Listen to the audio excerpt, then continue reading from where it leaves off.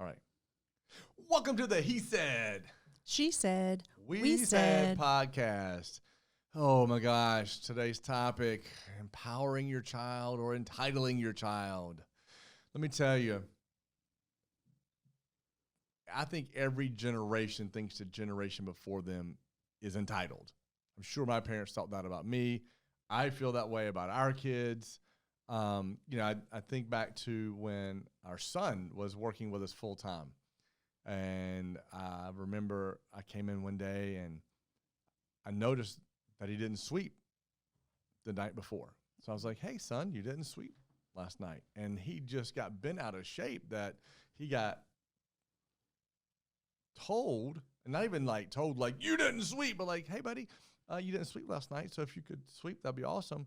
But he felt like he was being reprimanded and like, how dare you make me feel that way? I feel bad now. And I was like, what? it was like, I don't want to do closing procedures. I just want to come in and teach. And that's what it was. It's like, I just want to do the things you do. You don't always do closing procedures, and you sit in the office sometimes and you do this or that. And I'm like, yes, but I've also been running this and building it for 25 years.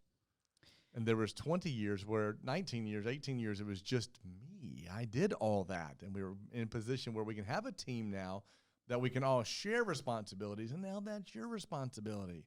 But he was like, no, I need to be doing that and just telling everybody else what to do. And I just think that's something that's everywhere. Like you see, and as business owners, we hear other business owners, and they're like, oh my gosh, oh my gosh, oh my gosh. Tell me your thoughts on this subject. I know for me, it drives me insane. What are your thoughts on empowering your kids and entitling your kids and how you're dealing with it? Well, I think that it's all right to be able to say, I want to be there someday. That's where I'm going. That's my goal. But to make it relevant for today, you cannot play a video game at level 20 if you haven't gone through levels 1, 2, and 3. But I got cheat codes. I can just start at level 20, can't I? And you know what? Someone had to figure out those cheat codes, right? And that's because they went through those levels that they got those cheat codes. So yes, sometimes there are steps that you can skip to get to the places, but you still need to know how to do things. So if you haven't gone through levels 1, 2, and 3, you're not going to know the things that you need for levels 5, 6, and 7, or so on and so forth. So the point of it is that you have to go through all the paces to get to the goal that you desire to be at. So I'm actually a little disheartened right now. Are you trying to tell me that life doesn't have cheat codes? Yes, actually life does have cheat codes. It's those people who have gone before us, who have made it better, who have made it easier. So there are cheat codes, but we're not all, I guess we don't all have the little cheat code book that makes it easy to find those cheat codes. Got it. So like I could go find a person who's done steps A through G, and they could show me how to get to those steps faster, but I just can't get hired and be put on G because I want to be put on G because I don't want to do the other ones. Exactly. Got it. All right. So I'm going to ask you this. Mm-hmm. You know whose fault this is that the kids are this way, don't you? So you're not going there. Not mine. Yeah. It's all your fault, right? It's our fault. As parents, it's our fault that the kids feel entitled. It's our fault that the kids want, or that the kids think that I should just be the boss because I have never done all the other things you've done, but I should just be the boss. Because we kept giving them more. We kept giving them more, and we kept giving them more, and we never taught them to appreciate what they had. Like, go ahead. As parents, we always want to give our children more than we had and make it easier for them than we had. But we forget that a lot of the experiences that we had to go through when we were growing up is what gave us the strength, the perseverance, the knowledge to get through some stuff.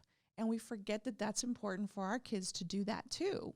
Well, I remember literally, it was a year ago that I was driving down the road on this little back road somewhere, and there's this kid in his pair of shorts. That's it. Running around the front yard with a water hose, squirting a can around the yard. And I thought, oh my gosh, I remember being in my house, running around the yard with a water hose, squirting a can, thinking, this is fun. I hope we can do this again tomorrow. Yep. Right? And I was taught to have an appreciation for the moment I'm in because we didn't have a lot. And my parents gave us everything they could, but we didn't have a lot, And, I also remember picking up a rock and hitting it with a stick. I know people think those are like urban legends and they never existed. Like, I legit remember hitting a rock with a stick and be like, that was so fun. Like, you look at a kid today, you're like, hey, throw that rock up and hit it with a stick. Why? Because I've got 14,000 things to do, right? I think a part of the reason is we give our kids so much so fast that we never teach them to appreciate the one little thing, and then the next one little thing, and then the next one little thing. Because I had such an appreciation for that kid when I saw him running around with that water hose. I'm like, this dude's going to get it. Like, he's going to get it. Like, in life, when his boss is like, hey, I'm giving you a pear for a bonus, he's not going to be like, I deserved a $10,000 bonus. He's like, you're giving me a pear? Wow. I mean, I know that's a drastic, example, but yeah. right? But like, he'll be appreciative of that and be like, oh man, you actually thought of me, as opposed to, I deserve why didn't you just give me the company to run? Right. I've been sleeping the floors here for a week now. It's definitely hard, I think, because, like I used to hear my dad's story about whittling a piece of stick. I mean, like a stick. I'm like, oh, wow. My dad was young and yet was given a sharp knife. I'm sure that he was taught to use it, but it's not something we would ever do. We would ever want our children to do today. Can't say that because our kids whittle with us on a stick. They did. Well, yeah, they did. But we've also taught them to do a lot of different things. But like some children used to walk to school right on their own and walk home from school on their own and have a key to the house, which is not something that in today's society it's easily done because there's just so many. Society has changed so much that we try to safeguard our children so much that we stop them from having those experiences that make them grow and mature. So let's break it down. We've talked a lot, but maybe nobody's hearing the message really.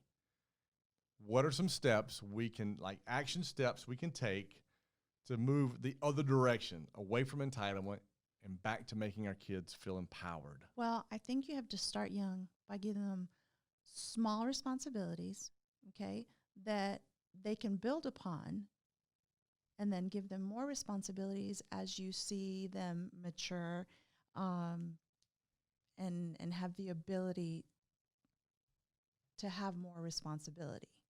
I think with that, as they're finding successes, right, we do need to praise them in the beginning, but we have to teach them how to self-praise.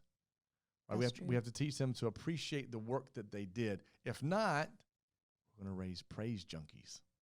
Yes, that is so true. And today, I think everybody sort of just sits around waiting for praise and being very upset when they're not praised. Right. And, I would like if Hope were to get out and cut the grass today, when she's finished with the grass, I would hope she would be like I was when I was 13 with my own little lawn care company. I would cut to my yard and step back and go, wow. I did that. Mm-hmm. Wow, that's a good job. I did that. Right? And I think that's the first step to empowerment, as you said, is giving them successes, but making them go, I did that. Well, something that you do when you talk to the kids about, sometimes they bring up that they did something so that we will praise them. And even though we do praise them, you'll bring it back around and say something like, and how did that make you feel? Right. Because you want them to focus on, oh, it did make me feel like I did something really cool, that I started something and I finished it. I accomplished something, which is giving them the idea of being aware of that feeling that is self-praise. I agree. And I think the other thing is everybody's talking about don't give trophies to everybody. I don't think there's a problem with giving trophies to everybody. Like if there is 50 kids in this thing today and you want to give a trophy to everybody, I think that's fantastic. Have a medal stand over there that says first, second, and third, and then have a box over here that says the rest, right? Maybe you should be rewarded for completing something that nobody else did. Correct. But if you were 50th place, you should look at your kid and go, how's it feel to be 50? Not compare them to first, second, third to see how they feel. And they're like, 50, Dad, not 51, right? That's Right. fantastic, Right. right? And if they're like, well, Dad, 50 is good. I've never placed in anything, but I would like to be 30. Like, oh, really? And then we can start talking about how to up our game or whatever it is to get to 30. But like, let them know that, yeah, you were the one at the end of the line, buddy. You weren't on the box, without putting it in their face and making them feel bad. I mean, I think we have to. Kids aren't delicate. We treat them like fine china, like, oh, they'll break. They won't break. They're resilient. They're more resilient than most adults I know. Yes. Right? You're right. Because they haven't been taught not to be yet. Right? And so I think we've got to be mindful of that is, did you like 50? And if 50 is all you ever wanted, let's celebrate that. And if you want more, let's learn how to do that and celebrate that too. Definitely, I think that once the outcome is what it is, you should ask them what their goal was. Because then you know whether they met it or not. Well, they'll tell you. They'll figure out whether they met it or not. Well, I'm going to take that and spin it the other direction. How about we set up that goal before we even start? Yeah. Like, let's talk about, you got this activity. Look, I want to play baseball one season, Dad. One. I'm going to see if I like it. And celebrate that he got through the season. That's true. Right? I don't care if you get the trophy or not. Celebrate that you got through the season because you met a goal. Right? And then how did it make you feel to achieve that goal? I think it was the book, The Millionaire Next Door. Touched on something you said earlier. We always want to give our generation more than we had. Mm-hmm. And there's an old bricklayer, and he was brick or tile, whatever. He laid brick and tile, and he built his money up to become a millionaire. And over the time, he's like, the reason that the next generation is having a hard time learning work ethic and responsibility is we just kept giving them stuff without having to earn it. We kept giving them stuff and telling them that they're amazing even when they weren't, right? There's a right and wrong time to know how to do that, right? I think it's always make your child feel amazing and that they can, but keep ego in check. Help them keep ego in check, because entitlement is all about ego. Right. Teaching your kids to keep the ego in check while still making them feel like they can't accomplish anything. Right. I guess the lesson is you get out of it what you put into it. Oh, and there you go. It is, guys. You get out of it what you put into it. Hey, guys, thanks for being part of today's podcast. I am confident you got something of value in today's podcast. Make sure you share it with a friend. And guess what? You can follow us on almost every social media platform at Coach Todd Harris, on YouTube, The Parenting Ninja, and don't forget to follow us and like us and subscribe on Spotify and Apple Podcasts.